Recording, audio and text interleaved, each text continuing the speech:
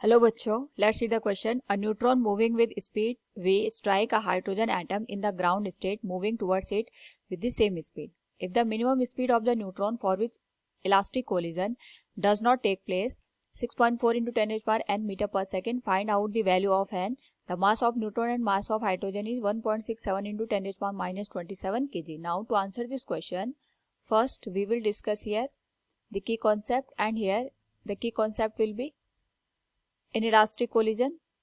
जब हम बात करते हैं इनइलास्टिक कोलिजन की, उस पर्टिकुलर केस में हमारे पास यहाँ पे जो काइनेटिक एनर्जी की वैल्यू होती है half mv², that should be greater than 2 times of the excitation energy of the given atom. यानी यहाँ पे अगर हम अकॉर्डिंग टू द क्वेश्चन बात करें तो हमारे पास न्यूट्रॉन है, दूसरा हमारे पास यहाँ पे हाइड्रोजन एटम दे रखा है, दोनों एक दूसरे की साइड मूव कर रहे हैं विद सेम स्पीड v.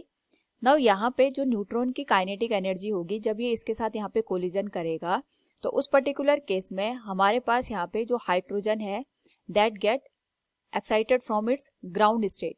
तो इस चीज को यहाँ पे अकॉर्डिंग टू द क्वेश्चन अगर हम अंडरस्टैंड करें, it is stating if the minimum speed of the neutron for elastic collision does not take place. हमारे पास यहाँ पे इलास्टिक कोलिजन नहीं होना चाहिए. इसका मतलब जब दोनों यहाँ पे कोलाइड करेंगे तो उनके बीच में इनइलास्टिक कोलिजन पॉसिबल हो सकता है, और इसी इनइलास्टिक कोलिजन की कंडीशन के लिए we will find out the value of the v here. Now यहाँ पे अगर हम देखें तो जो काइनेटिक एनर्जी न्यूट्रॉन की है that should be greater and equal to 2 times of the daily. Daily is the excitation energy of the given atom, और यहाँ पे हमारे पास जो एटम है वो हाइड्रोजन के बराबर दे रखा है. तो इस पर्टिकुलर केस में अगर हम कंडीशन फॉर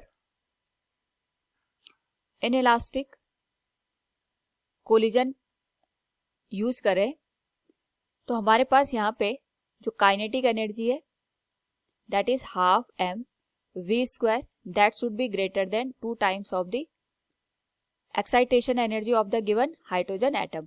नाउ यहाँ पे क्योंकि हमें मिनिमम स्पीड निकालनी है तो यहाँ पे जो v की वैल्यू होगी, अगर हम इसको यहाँ पे फाइंड आउट करें तो डेली की वैल्यू हम लिख सकते हैं daily is less than 1/4 m into it will B v².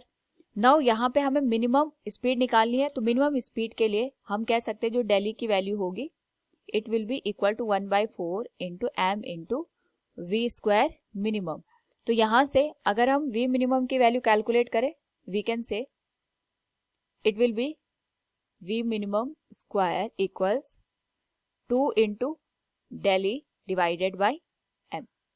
Now जो v मिनिमम की वैल्यू होगी it will be square root of 2 into डेली. हमारे पास यहाँ पे एक्साइटेशन एनर्जी है, एंड फॉर द हाइड्रोजन हमें ये बात याद रखनी है, हाइड्रोजन के लिए जो एक्साइटेशन एनर्जी की वैल्यू होती है it is 10.2 electron volt. So we can write it will be 2 into 10.2 electron volt. इसको जूल में कन्वर्ट करने के लिए we will multiply with 1.6 into 10⁻⁻19 divided by mass that is 1.67 into 10⁻⁻27 metre per second. Now अगर हम इस whole value को यहाँ पे सॉल्व करें तो जो मिनिमम वैल्यू निकल के आएगी it will be 6 into 10⁻⁴ metre per second. Now according to the question, if the minimum speed of the neutron for which elastic collision does not take place 6.4 into 10⁻n metre per second, then find out the value of n. यानी हमारे पास यहाँ पे elastic collision ना होगी, inelastic collision अगर possible है तो उस पर्टिकुलर केस में जो मिनिमम स्पीड की वैल्यू होगी that will be 6.4 into 10⁻n metre per second.